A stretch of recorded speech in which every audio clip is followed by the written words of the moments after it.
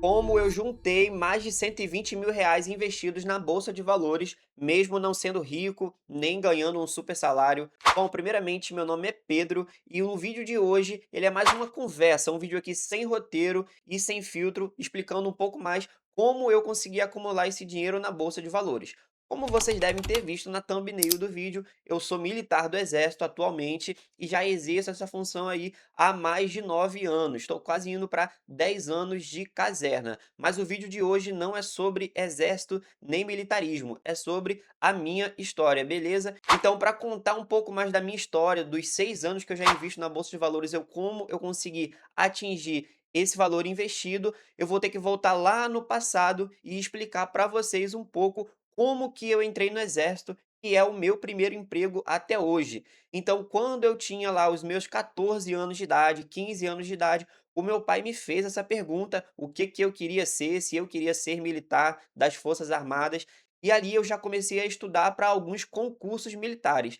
E eu fui ser aprovado com os meus 18 anos de idade. Então, com 18 anos de idade, eu consegui ser aprovado no concurso da Escola de Sargento das Armas e consegui entrar no Exército para poder ter o meu primeiro dinheiro, aquela grana e eu não ia depender mais da minha família, que eu já ia poder me sustentar. Vale lembrar aqui que eu não venho de uma família rica, o meu pai ele criou 3 filhos, ele trabalhava, minha mãe dona de casa, então não foi fácil, eu tive que estudar aí mais de 3 anos para conseguir a minha primeira aprovação, beleza? Então com 18 anos ali eu entrei no exército, passei basicamente 2 anos de formação, ganhando um pouco menos do que o salário mínimo, na faixa de 1.100, R$ 1.200 era o salário que eu ganhei por 2 anos. Então aquilo ali foi o primeiro dinheiro que eu tive que era só meu. Só que naquela época eu ainda não me atentava muito bem sobre guardar dinheiro ou sobre investir. Quando eu me formei, que eu fui realmente exercer a minha função dentro das Forças Armadas, aí o meu salário subiu e eu consegui ter um salário realmente diferente para um jovem de 20 anos que tinha acabado de se formar. Então, isso aí mudou a minha vida. Eu não sou rico, não estou perto nem de ser rico, porém eu tenho aquela famosa estabilidade, que pode ser perigoso se você se acomodar e não fizer mais nada na sua vida, mas por outro lado, te traz a tranquilidade de não ter que se preocupar como eu vou pagar aluguel, como eu vou pagar uma faculdade, como eu vou pagar uma conta de água, uma conta de luz, uma conta de internet. Então você consegue organizar a sua vida e pensar no seu futuro com mais calma.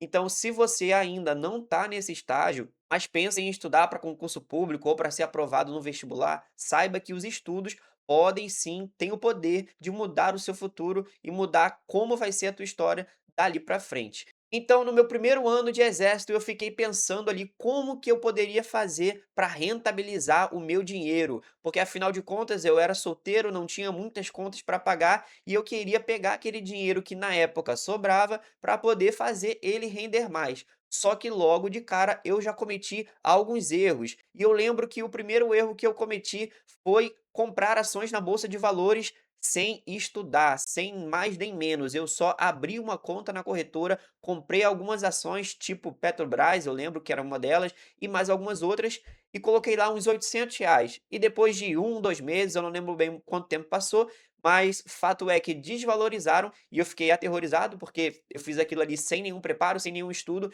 e eu retirei esse dinheiro de lá com prejuízo. Prejuízo mais ou menos de R$ 200. Então, por alguns meses eu fiquei, sem querer saber de bolsa de valores e fiquei com o meu dinheiro ali pensando o que que eu poderia fazer. E como se já não fosse erro bastante, o que que eu fiz com o meu dinheiro? Investi numa pirâmide financeira.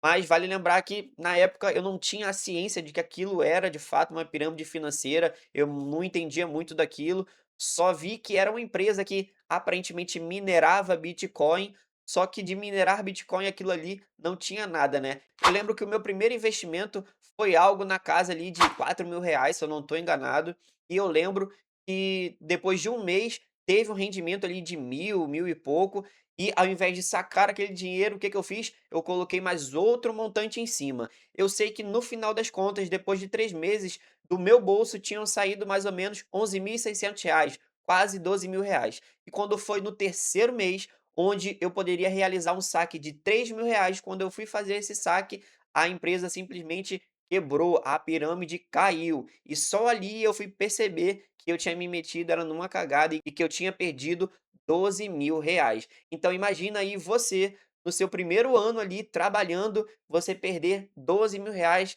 daquele dinheiro que você juntou. Realmente é um baque. Só que aquilo me despertou uma coisa: eu não poderia mais confiar em outras pessoas, no que outras pessoas me diziam para eu colocar o meu dinheiro. Então eu tinha que eu mesmo pegar e ir estudar para saber qual era o melhor local para eu colocar o meu dinheiro. E o que é que eu fiz? Comecei a comprar livros de educação financeira. Aqui tem até algum dos livros que eu li, mas eu vou citar aqui: Pai Rico, Pai Pobre, Os Segredos da Mente Milionária, Do Mil ao Milhão Sem Cortar o Cafezinho. Esses foram 3 dos livros que eu li que realmente fizeram a diferença para mim, porque até então eu não sabia nada sobre educação financeira, também não sabia sobre bolsa de valores, apesar de já ter que feito aqueles investimentos lá no início, sem pé nem cabeça. Então eu fui estudar e fui começar a ver que eu tinha que guardar um percentual do meu salário todos os meses e investir com consistência para que ao longo dos anos eu pudesse acumular alguma riqueza, acumular algum patrimônio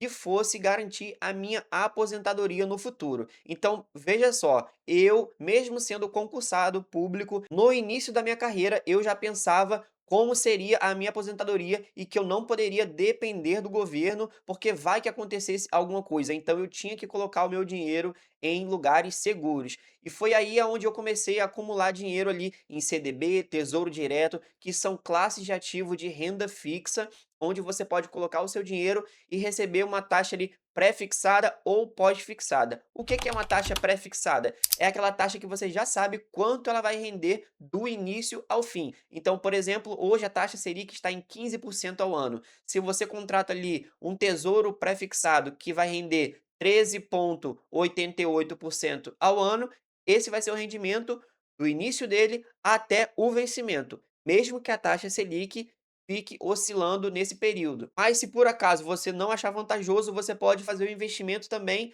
no pós-fixado, que é o famoso Tesouro Selic. O Tesouro Selic, ele rende a taxa Selic. Se ela hoje está 15% ao ano, ele vai render isso. Se no ano que vem ela baixa para 12%, ele vai passar a render 12%. Então, no final do período que você tiver investido, você vai saber a sua taxa média, a sua rentabilidade média durante todo o período. Por isso é pós-fixado, porque você só vai saber depois que terminar o investimento. Então foi nesse tipo de classe de ativo que eu comecei a investir o meu dinheiro. Mas o tempo foi passando, eu fui estudando um pouco mais e eu quis voltar a me arriscar na renda variável. E eu escolhi os fundos imobiliários como os primeiros ativos que eu ia me expor à renda variável, e eu posso dizer para vocês que foi uma das melhores coisas que eu fiz. Porque os fundos imobiliários, eles têm duas características positivas para quem está iniciando na renda variável, que são renda recorrente mensal. Isso te traz um conforto psicológico de ver os rendimentos caindo mês a mês. Então você compra uma cota de um fundo imobiliário hoje e no mês que vem você já vê aquele rendimento caindo na conta. E a segunda característica que tem os fundos imobiliários é que as cotas deles oscilam muito menos do que as ações. Então, dificilmente você vai investir no fundo imobiliário e no mês que vem ele vai ter caído 10, 20%.